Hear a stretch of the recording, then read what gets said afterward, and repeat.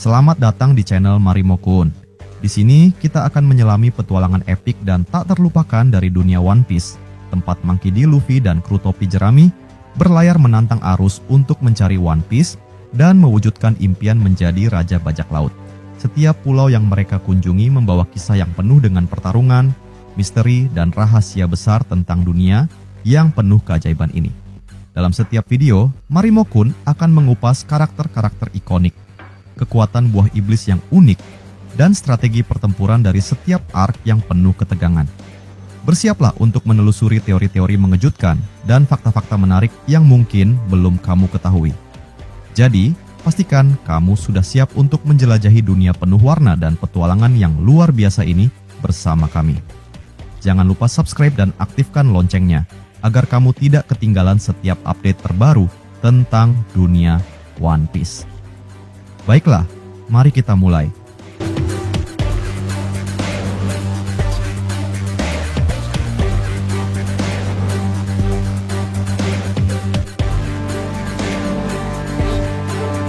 Setelah kejadian pada bab sebelumnya, kisah kali ini dimulai di Maria Joyce, tepatnya di dalam ruangan tahta kosong, tempat para Gorosei sedang berhadapan dengan Im Sama.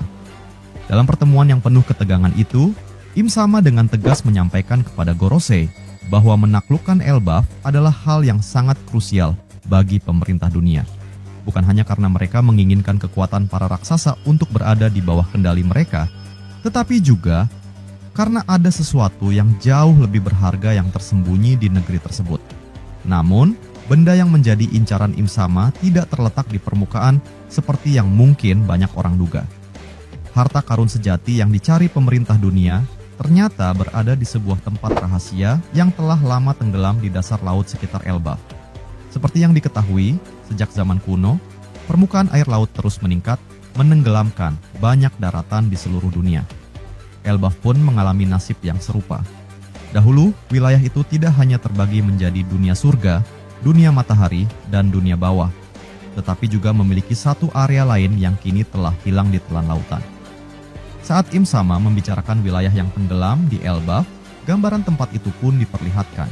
Di kedalaman laut tersebut, terdapat reruntuhan peradaban kuno yang menyimpan banyak harta karun berukuran masif, artefak misterius, dan benda-benda berharga dari zaman dahulu.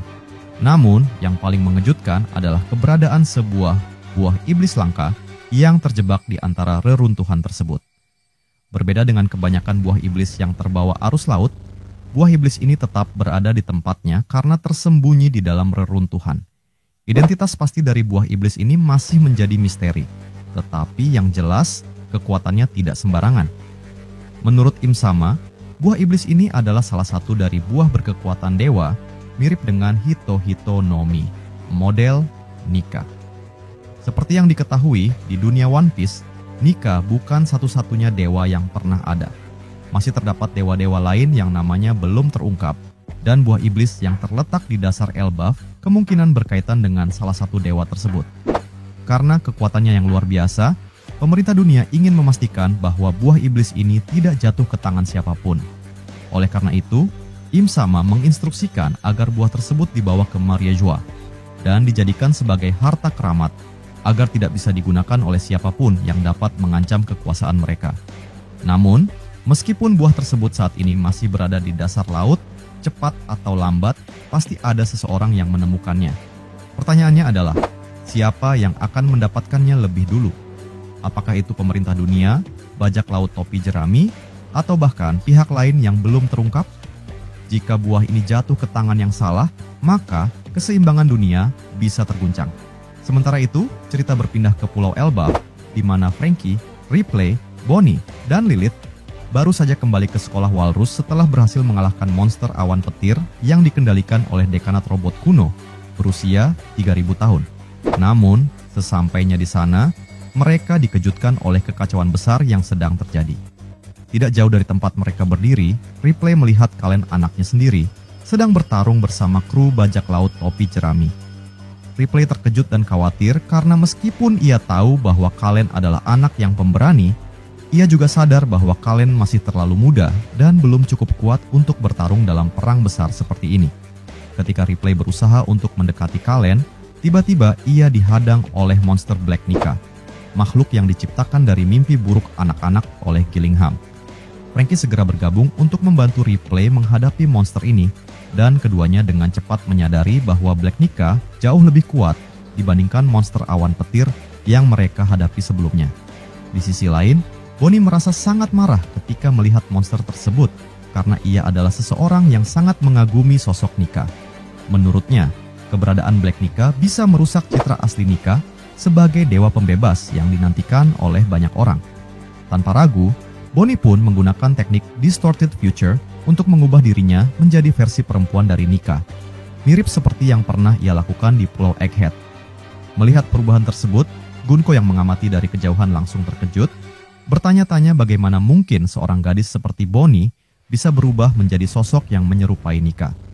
Setelah pertarungan sengit, Bonnie, Frankie, dan Ripley akhirnya berhasil mengalahkan Black Nika. Lilith yang menyaksikan pertarungan ini pun memberikan pujian kepada mereka karena telah bertarung dengan baik.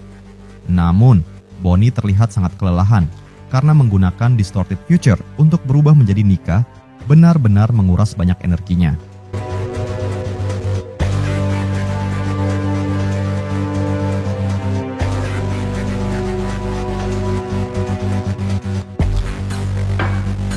Setelah pertarungan itu, Gunko mulai membahas Bonnie dengan Gillingham. Gillingham mengatakan bahwa Bonnie sebenarnya adalah anak dari seorang budak Tenryubito. Ia memiliki darah setengah Tenryubito karena ayahnya adalah seorang bangsawan naga langit, sementara ibunya adalah manusia biasa yang dijadikan budak di Mariejoa. Selain itu, menurut informasi yang didapatkan oleh pemerintah dunia setelah insiden Egghead, Bonnie kini memiliki otoritas penuh atas semua pasifista model Kuma. Hal ini membuat Bonnie menjadi ancaman besar bagi pemerintah dunia karena seharusnya tidak boleh ada orang luar yang memiliki kendali atas pasifista. Gunko menyimpulkan bahwa Bonnie harus segera dieliminasi, tetapi Gillingham menyarankan untuk tidak terburu-buru dan fokus terlebih dahulu pada misi utama di Elbaf. Di tempat lain, bajak laut Akagami tiba-tiba menerima panggilan dari seorang raksasa di Pulau Elbaf. Raksasa itu melaporkan bahwa ada seorang penyusup yang sangat mirip dengan Shanks. Mendengar laporan ini, Shanks dan krunya langsung terkejut karena mereka tahu bahwa orang yang dimaksud pasti adalah Garling Vigarland alias Shamrock, salah satu dari 5 kesatria suci dan kembaran Shanks sendiri. Shanks mulai merasa khawatir karena ia sangat peduli terhadap para raksasa di Elbaf. Jika Shamrock dan para kesatria suci benar-benar datang ke Elbaf, maka pasti ada sesuatu yang besar sedang direncanakan oleh pemerintah dunia. Ben Beckman, wakil Kapten Shanks, mengatakan bahwa tujuan utama pemerintah dunia kemungkinan besar adalah menjadikan Elbaf sebagai sekutu mereka. Selain itu, mereka juga mengincar buah iblis legendaris yang terletak di dasar laut Pulau Elbaf. Shanks dan kru bajak laut Akagami mungkin tidak berniat memakan buah iblis tersebut, tetapi mereka juga tidak ingin pemerintah dunia mendapatkannya.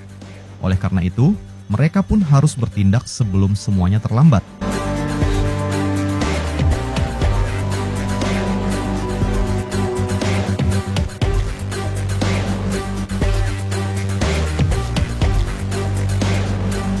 Apakah Akainu takut pada Shanks?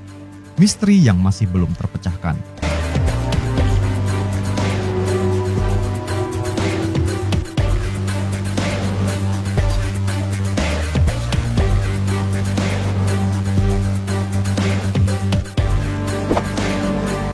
Pernahkah kalian berpikir bahwa Akainu, salah satu laksamana terkuat angkatan laut, sebenarnya takut pada Shanks?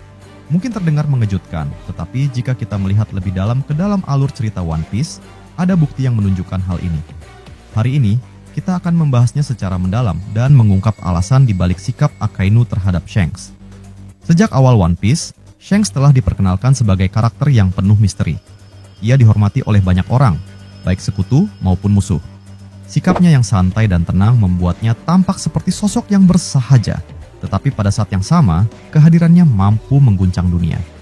Bahkan, beberapa tokoh terkuat dalam serial ini menunjukkan reaksi yang mengejutkan terhadapnya, termasuk Akainu. Jika kita melihat rekam jejak Akainu, ia adalah sosok yang tidak kenal takut. Ia menghadapi Shirohige, bajak laut terkuat di dunia, tanpa ragu sedikit pun. Namun, ada sesuatu yang berbeda saat ia berhadapan dengan Shanks. Jika memang Akainu adalah seorang pejuang keadilan mutlak yang siap menghadapi siapa saja, mengapa ia tidak mencoba menyerang Shanks di Marineford? Apa yang membuatnya begitu enggan untuk menantang bajak laut berambut merah ini? Untuk memahami hubungan antara Shanks dan Akainu, kita harus kembali ke masa lalu. Salah satu peristiwa penting yang melibatkan Shanks adalah pencurian buah Gomu Gomu no Mi.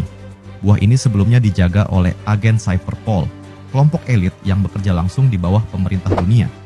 Namun, Shanks dan krunya berhasil mencurinya, yang menjadi pukulan besar bagi pihak pemerintah.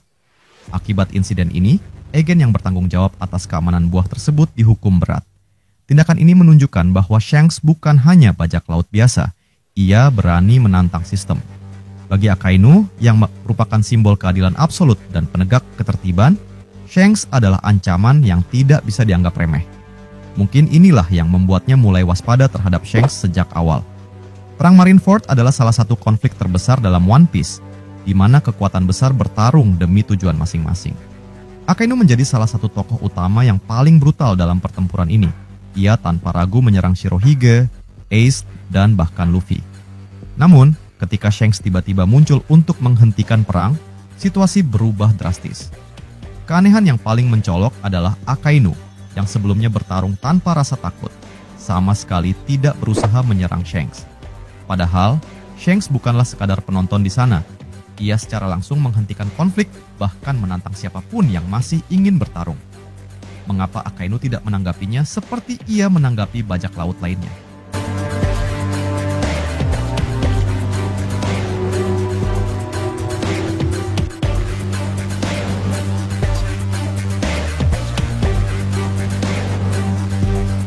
Jawabannya mungkin terletak pada sesuatu yang lebih dari sekadar kekuatan. Shanks bukan hanya seorang pendekar pedang dengan haki luar biasa, ia juga seorang ahli strategi yang mampu membaca situasi dengan sempurna. Jika Akainu memutuskan untuk bertarung melawannya, hal itu bisa memicu konsekuensi besar yang mungkin tidak bisa dikendalikan oleh Angkatan Laut dan pemerintah dunia. Setelah Marineford, Akainu naik pangkat menjadi Laksamana Armada dan mengambil alih Angkatan Laut sepenuhnya. Ia pun semakin agresif dalam memburu bajak laut, terutama kaisar laut seperti Kaido dan Big Mom. Namun, yang menarik adalah selama time skip 2 tahun, tidak pernah ada laporan bahwa Akainu secara langsung mencoba menyerang Shanks. Mengapa? Ada beberapa kemungkinan. Pertama, tidak seperti Kaido dan Big Mom yang ingin menjadi penguasa dunia bajak laut, Shanks tidak memiliki ambisi untuk menaklukkan siapapun. Ia memilih pertempuran dengan sangat hati-hati dan hanya bertindak ketika benar-benar diperlukan. Ini membuatnya sulit diprediksi oleh Akainu, yang lebih terbiasa menghadapi musuh dengan ambisi dan kekuatan brutal. Kedua, Shanks memiliki pengaruh yang unik di dunia One Piece. Tidak seperti bajak laut lainnya, ia tampaknya memiliki hubungan misterius dengan pemerintah dunia. Bahkan, ia bisa masuk ke Maria Joyce untuk berbicara langsung dengan Gorosei, sesuatu yang mustahil dilakukan oleh bajak laut biasa. Fakta ini menunjukkan bahwa ada sesuatu yang lebih besar di balik Shanks, sesuatu yang bahkan Akainu harus pertimbangkan sebelum mengambil tindakan terhadapnya. Ketiga, Shanks tidak sendirian. Awak kapalnya merupakan salah satu kru terkuat di lautan. Jika Akainu memutuskan untuk menyerang Shanks, ia juga harus menghadapi seluruh bajak laut rambut merah yang bisa berujung pada perang besar yang bahkan pemerintah dunia mungkin ingin hindari. Setelah kejatuhan Kaido dan Big Mom, keseimbangan kekuatan di dunia berubah drastis. Shanks kini menjadi salah satu sosok paling berpengaruh. Jika Akainu benar-benar ingin menjaga ketertiban dunia dengan caranya sendiri, maka cepat atau lambat ia harus mengambil sikap terhadap Shanks. Namun, apakah ia akan benar-benar melawan Shanks? Jika suatu saat Shanks melakukan sesuatu yang bertentangan dengan kepentingan pemerintah dunia, seperti mengumpulkan aliansi kuat atau mengungkap rahasia besar, Akainu mungkin tidak punya pilihan selain menghadapinya. Jika pertempuran ini terjadi, itu bukan hanya sekadar duel antara dua pejuang kuat, ini adalah bentrokan antara dua ideologi. Akainu mewakili ketertiban dan keadilan mutlak, sementara Shanks adalah simbol kebebasan dan keseimbangan. Bentrokan ini bisa mengubah dunia One Piece secara drastis, dan ketika saat itu tiba, kita akan melihat apakah benar Akainu takut pada Shanks atau apakah ia akhirnya akan berani menghadapi sang kaisar laut yang paling misterius ini. Shanks adalah sosok yang unik dalam dunia One Piece. Ia bukan hanya kuat secara fisik, tetapi juga memiliki pengaruh yang luar biasa. Meskipun Akainu adalah laksamana yang tidak kenal takut, tampaknya ia selalu menghindari konfrontasi langsung dengan Shanks. Apakah ini karena rasa hormat? Atau karena ia tahu bahwa bertarung melawan Shanks bisa memicu sesuatu yang lebih besar?